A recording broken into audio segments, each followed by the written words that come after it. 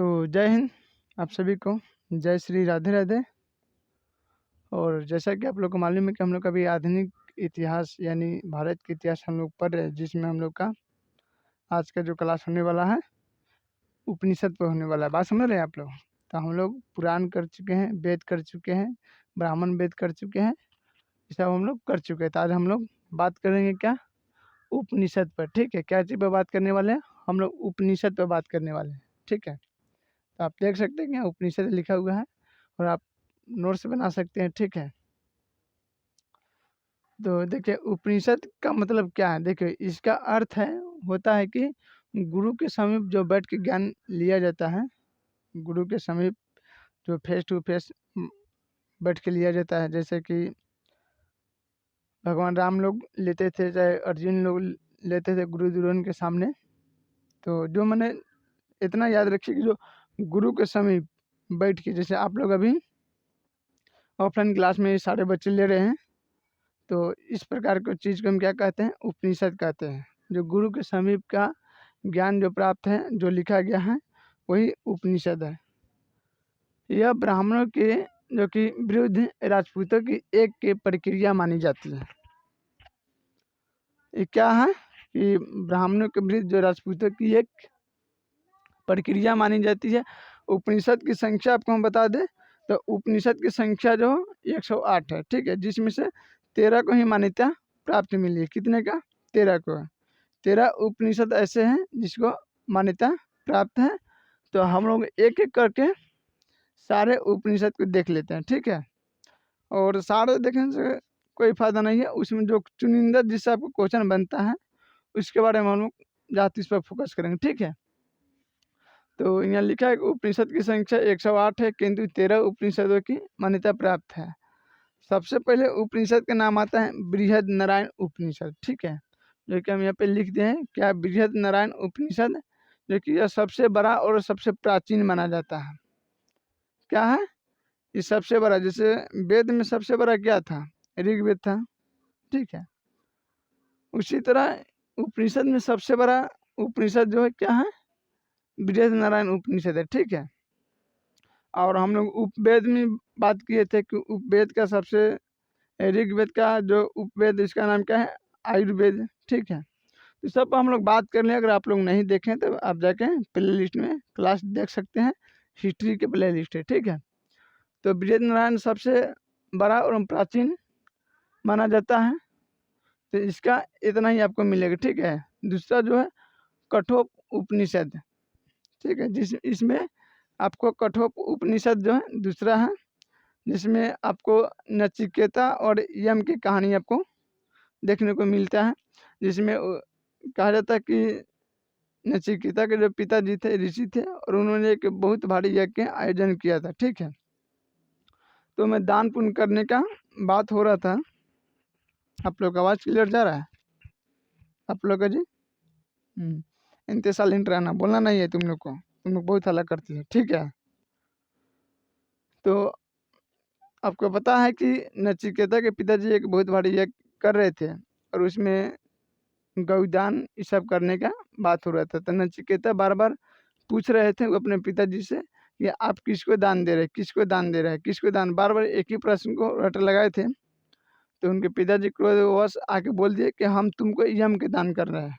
ठीक है, अब उन्होंने क्रोधवश आके बोला था कि हम तुमको यम के दान कर रहे हैं, बट नचिकेता जो बालक था वो उसको सीरियस माने। जैसे राजा राम जो थे, पिताजी जब राजा दशरथ उनको आज्ञा दिए कि आप बनवा जाइए, बाकी मजबूरन दिए थे। बाद में पिताजी बोले कि हम मर जाएंगे, हम अपन जो आपको दिए हैं अथी आदेश दिए उसको वापस लेते हैं, आप मत जाइए उसे। फिर भी राम क्या कहे कि आप एक बार जो बोल दिए से बोल दिए, हम वही करेंगे। ठीक है, मैंने आपका आदेश जो एक पर निकल गया से निकल गया। ऐसा भी हो सकता था कि उनके पिताजी का दूसरा आदेश था कि हाँ आप नहीं जाइए, तो वो भी आदेश मान सकते थे, बट नहीं माने। बात समझ रहे? बाकी वो एक लीला था, रावण का अंत करने का वो एक रास्ता था।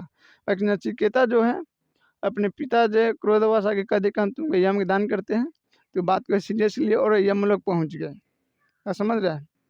और यम लोग पहुँचे तो यमदूत पूछे कि आप कहाँ से आए, किस लिए आए, आपको तो बुलाया नहीं गया है, आपका भी टाइम बहुत है, अभी जाइए हुए। तो नहीं, हम यम यानी धर्मराज से भेंट कहीं के जाएंगे। मैंने 5 दिन 7 दिन बीत गए, उसी दिन खारा भेड़ भेड़। बाद में यमदेव प्रसन्न हुए, उनकी पत्नी सोचा कि अगर ब्राह्मण अगर हमारे द्वारी पे मर जाता है तो हमको एक असंग लग जाएगा यानी पाप।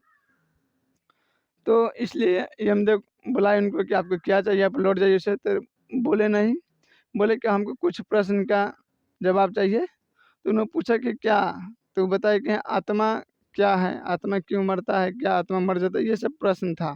ठीक है, तो आपको लगभग 6ठा या 7वां किताब में आपको नचिकेता की कहानी पढ़ने को मिलेगा, तो आप पढ़ लीजिएगा, विस्तार से है।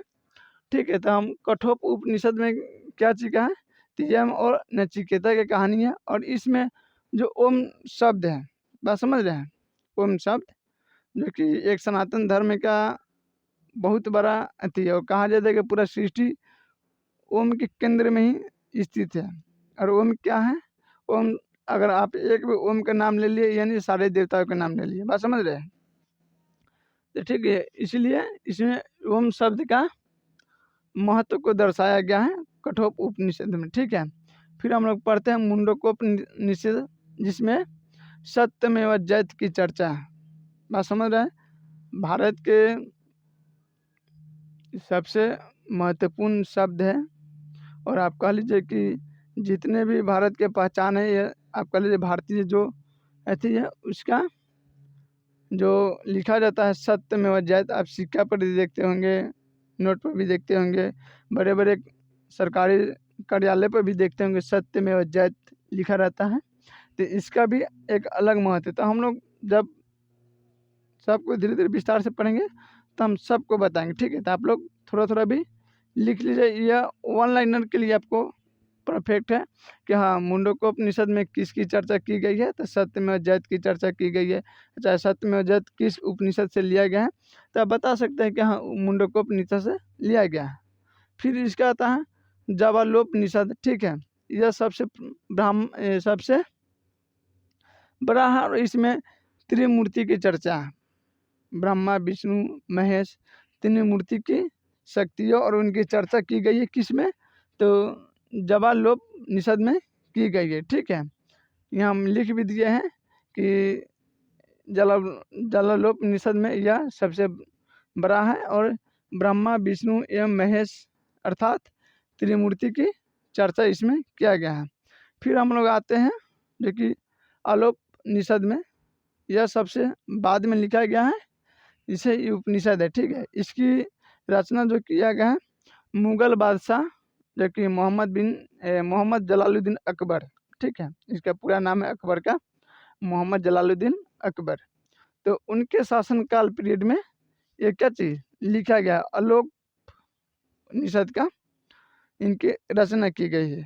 ठीक है, तो ये रहा आपको कुछ जो एग्जाम का, आप तो कोई ब्राह्मण या आचार्य बनने नहीं जा रहे हैं। ठीक है, जो आपका महत्वपूर्ण इसमें जो बात था, जिस महत्वपूर्ण उपनिषद से क्वेश्चन आते हैं तो उसको हम ये आपको बता दिए। ठीक है, फिर हम लोग पढ़ने वाले हैं स्मृति साहित्य। ठीक है, जैसे मनु स्मृति हो गया, तो इस में बताएंगे कि हाँ उसमें कितने संस्कार है, कितने विवाह करने का तरीका है, क्या आयु है, क्या सीमा रही है, इस सब के बारे में बताएंगे आपको। ठीक है, फिर पुरुषार्थ क्या है, गृहस्थ जीवन कितने साल रहना चाहिए, ब्रह्मचर्य कितने पर, तो हम लोग सब लोग धीरे धीरे विस्तार से बात करेंगे। बात समझ रहे हैं आप लोग।